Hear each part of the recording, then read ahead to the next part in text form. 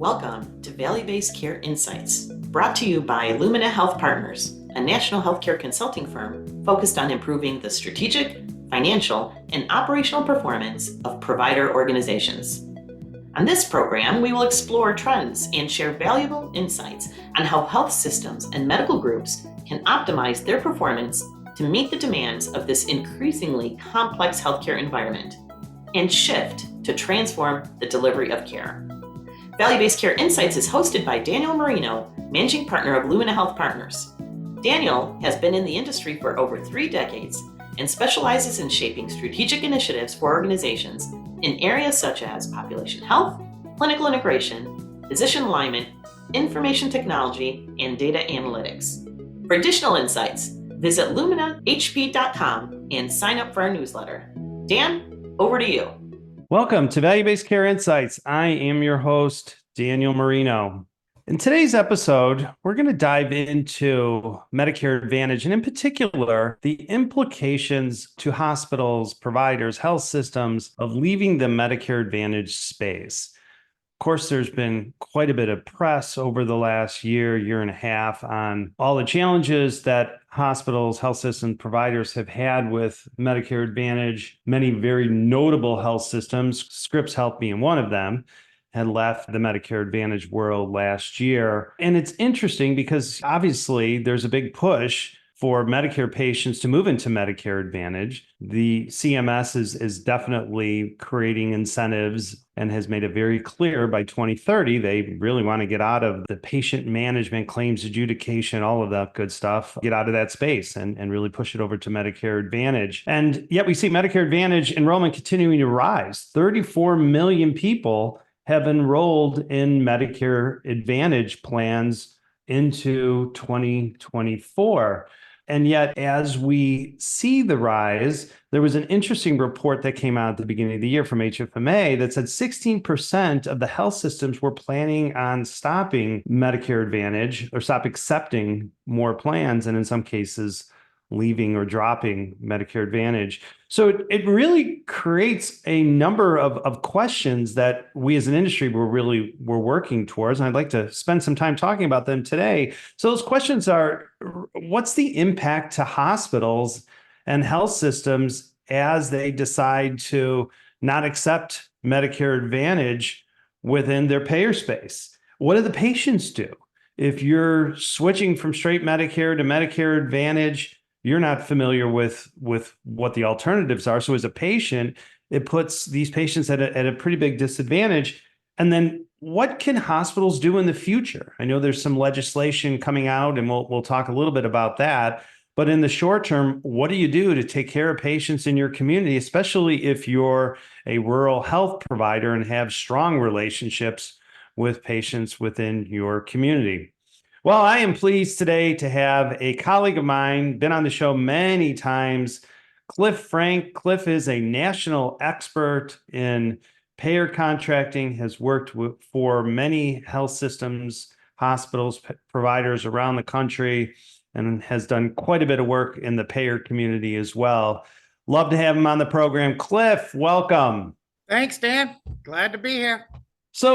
So Cliff, in my opening remarks, I kind of made opened with a few questions related to the challenges hospitals are having as they consider leaving the Medicare Advantage space.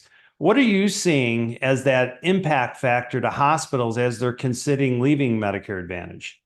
Well, it depends who, where, and how many. The who meaning which hospitals in what geographic areas, and the how many is how many plans are they thinking about walking away from. If they walk away from all of them, they could be putting their patients in a bit of a spot, because if they want to go back to Medicare, they can, but then they may not qualify for any Medicare sup, because the Medicare sups can medically underwrite.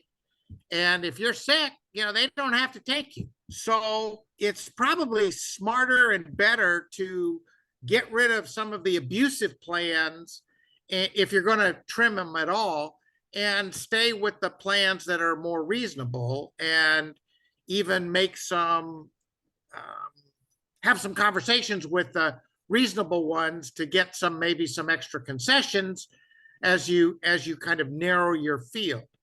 On the other hand, if you're a rural facility and you're kind of it for the county, you can shut down a Medicare plan in a heartbeat by discontinuing your participation, and then they can't sell in the county at all.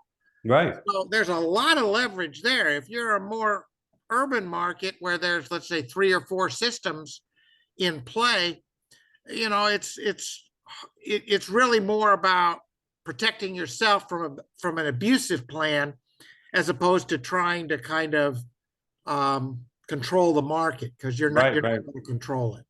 Well, it's no secret that probably the biggest area of frustration for hospitals, for health systems, is the administrative burden that come along with these Medicare Advantage plans.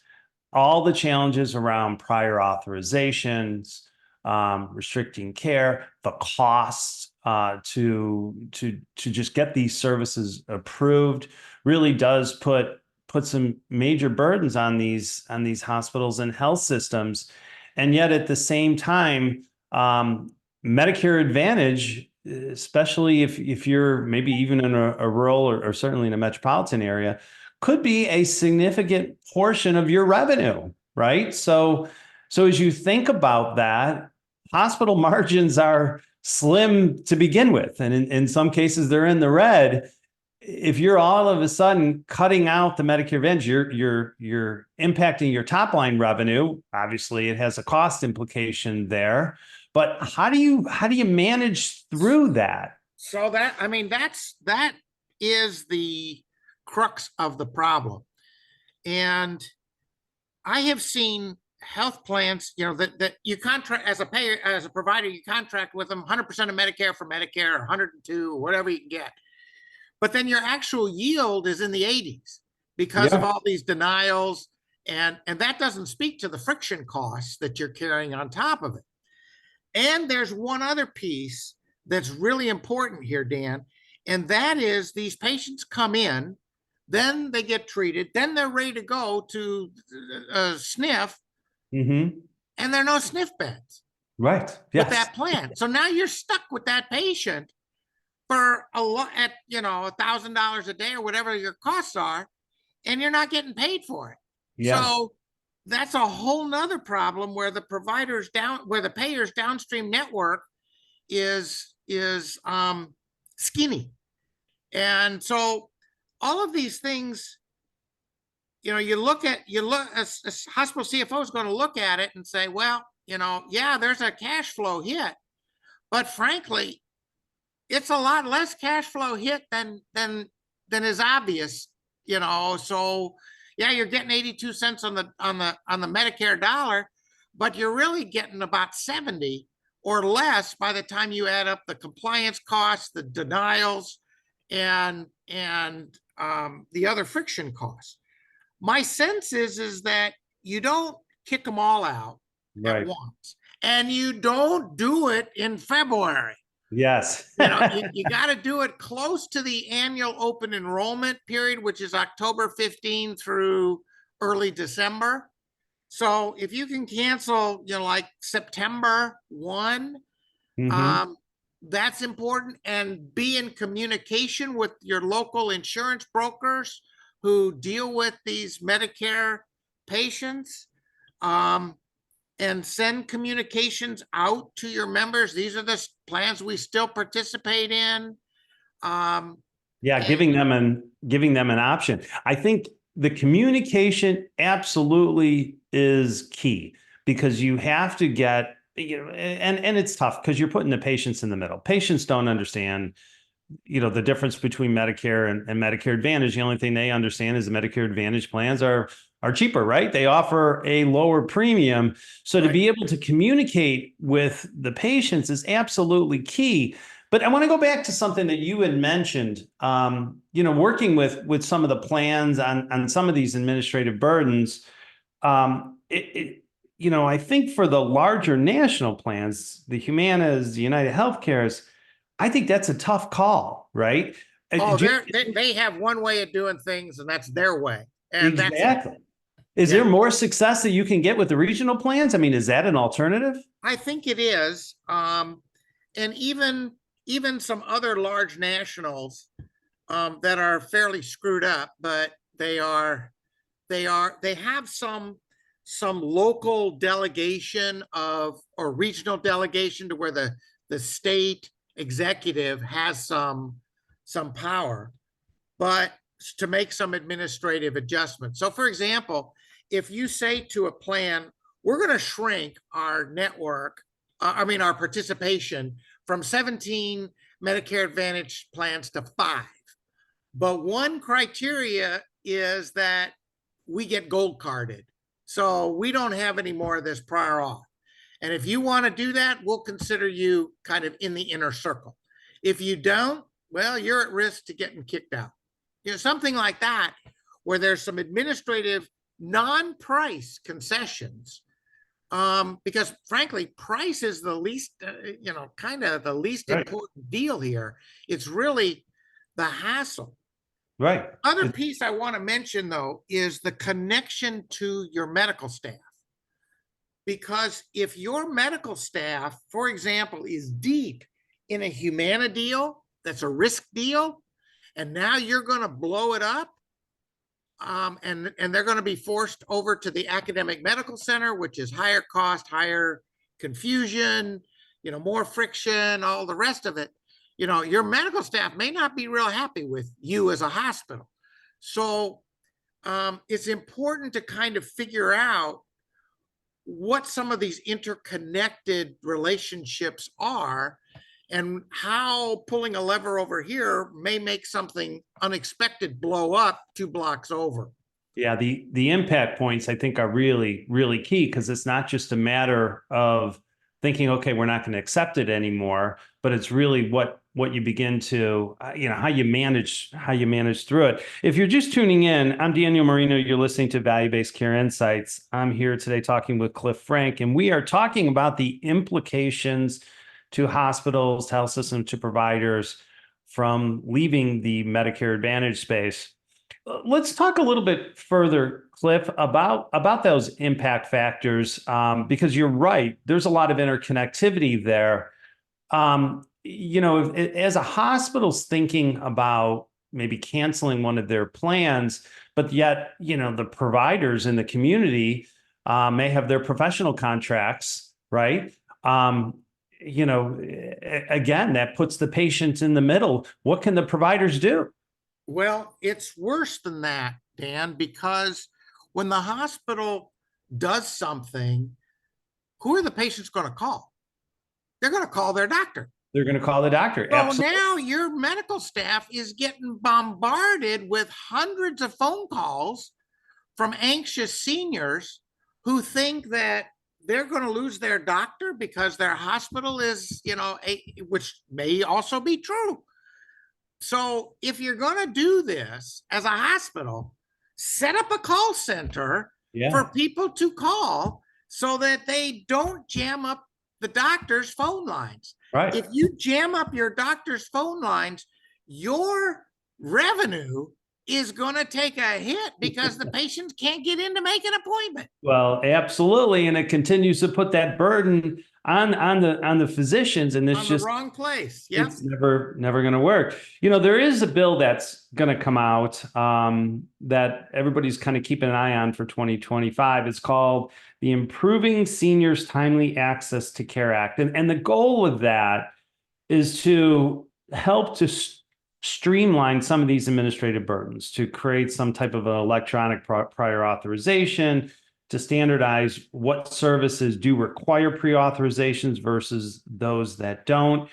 What do you feel the impact of this is going to be? Do you think it's going to have some positive implications, or is it still going to take a while for us to kind of work through all the pre-auth wrinkles that are out there? Well, how long did it take to implement price transparency? Exactly. And we're still going through that, right? Exactly. So 5 years after that legislation passes, it may be longer now with this new Chevron doctrine, with the old Chevron doctrine thrown out. So CMS's degrees of freedom in terms of administrative implementation is going to be more limited, and there'll be more lawsuits that come out of this over nits. Yeah. So this is what this bill is addressing is certainly important, but it is not, these aren't the only irritants. And so, yeah, it might take an 82% yield up to an 87% yield. Okay, but still, it's not regular Medicare. So I think what we're talking about as a strategy for hospitals and other providers is still very, very relevant, whether that bill exists or not. I agree with you. I think it's a first step. I think it's going to take a long time for us to see the impacts of that bill. And I really feel like in order to work through these challenges with Medicare Advantage, the hospitals, the health systems, you have to have a plan.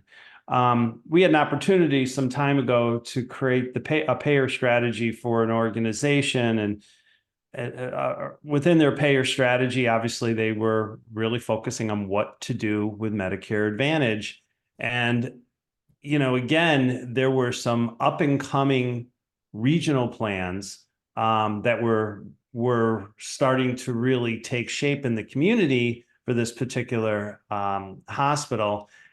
Obviously, the big market share was with the national plans. But it seemed like as we were having conversations with these regional plans, that maybe steering patients or being able to create a stronger relationship with these Medicare Advantage plans is really the way to go. It seems like these regional plans have stronger connections with the patients. There's a little bit, there's more flexibility in terms of managing these administrative burdens.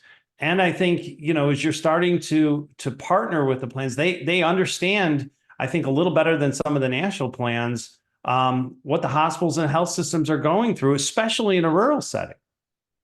Well, I think that's right. I think there are some limitations to that strategy that are significant. The first is that a lot of these regional plans can't handle a major uptick in membership because they don't have the risk-based capital to slug away. And in Medicare, at 12 to 15,000 bucks annually per member, and risk-based capital is about 7% of that number, you pick up 30,000 lives and suddenly you got to find, a whole bunch of money fast. Oh yeah. And Absolutely. They don't have it. The second thing is the version 24 to version 28 risk scoring conversion is really a big challenge to these smaller plans. Yeah. I mean, just keeping up with their risk scores is tough. And now, because there are fewer things that risk adjust, finding them and making sure you don't backslide on risk adjustment has to be a focus, which means, again, their administrative resources for finding and supporting new patients may be limited.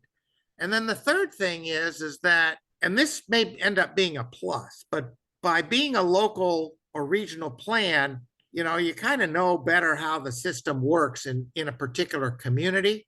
Right. And so you can make kind of more rational decisions that we providers might view as kind and reasonable. Yeah. Well, and I can definitely also see cost that. more.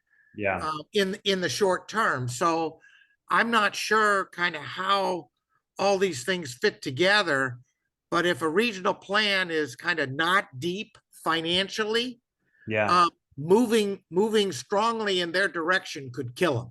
Well, it's a great point. So I think doing due diligence around that regional plan, I think is an important factor, right? Because like you said, there could be, although they want to grow, there could be a big shift in members. They could end up being a great risk partner.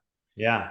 For some sort of shared risk or full risk deal if you Mhm. have a CIN that's set up to kind of do that.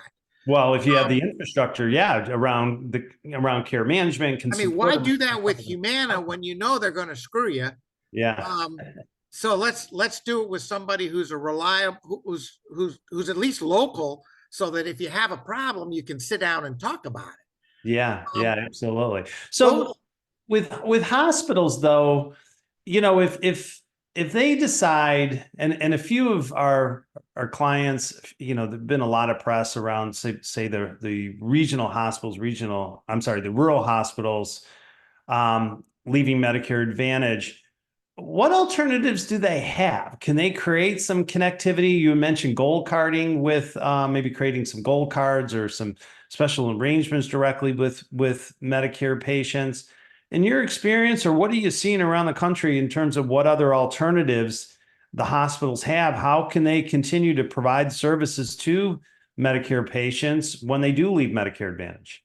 well, if they don't have, if they're just going back to regular Medicare, then having some sort of easily accessible financial option for financing their deductible and coinsurance becomes really important, Yes. because they're going to have those obligations, and they're probably not going to have a Medicare sup Yeah. that's going to step in. So both financial support and charity care obligations will necessarily be higher.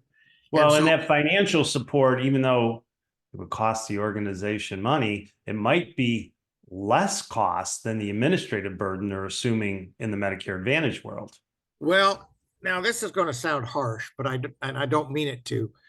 But if the administrative burden, if removing the administrative burden doesn't result in staffing reductions on the administrative side, all you've done is move the administrative dollars around. Yeah, cost shifting. Yes, but you haven't harvested the gains that could come from um, reducing your administrative friction. Yeah. So, and it's really hard, to kind of go through that process of saying, well, what don't we need to be doing anymore? And who's doing that? And now we need to help them exit the Yeah. organization because we don't need to be paying for that. Yeah, absolutely. Absolutely. But I think being able to provide those alternatives to the patient in one way or another to kind of get over the hump. I don't feel like um, not accepting Medicare Advantage. I don't know if that's necessarily a long-term strategy, good strategy for the organization. I think given where Medicare is moving, and I mean, I think Medicare Advantage is going to be part of our world for quite some time until we can figure out these administrative challenges. We have to come up with some short-term alternatives, right? So Well, and maybe I it's think working with that's them. I think that's where the carrots and sticks come in. Mhm. If you're a rural hospital, sole community provider in that county, you got some big sticks. Now, you may only have 5,000 Medicares in your market, but it's pretty disruptive to a plan to kind of have to carve out a county when they've Yeah. been there Oh, sure. before. Yeah. So, the best thing would be to kind of, take a couple of them and say, look, we're going to do this our way or you're out. Yeah. And our way is gold carding. Our way is a maximum number of denials. It means you're going to pay us for patients who are stuck here because your network is inadequate, and it Yeah. means you're going to pay our doctors a fee schedule that is at least 100% of Medicare and not this 80% of Medicare stuff. Right. So I guess when a hospital is thinking about what to do around Medicare Advantage, it comes down to probably three things, right? So if they're thinking about leaving, what's that implication to, your physician partners or your medical staff? Are there alternatives that you can provide or at least align with some of the regional plans? And then setting up some alternatives with the patient, right? So you sort of, as much as possible, lessen the burden on the patient. Anything else you might add?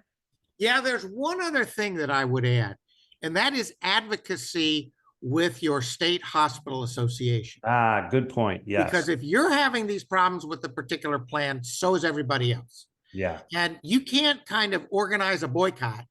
That's not legal. Right. But you can turn to your hospital association and they can organize some sit downs with particular plans or advocacy with the federal government around some of these issues. Yeah, that's a good that point. so that you get some love and attention from some of these plans who really otherwise won't pay attention.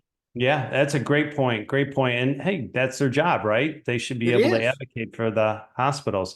Well, Cliff, thanks for your time. This is a great discussion and not going to be the last time we're going to have it. That is for sure. We're going to continue to see a lot of this activity and different decisions that are made for Medicare Advantage. So thanks again for coming on. Thank you. I'm sure we're going to be having you back again sometime. Love to have you on the program, my friend.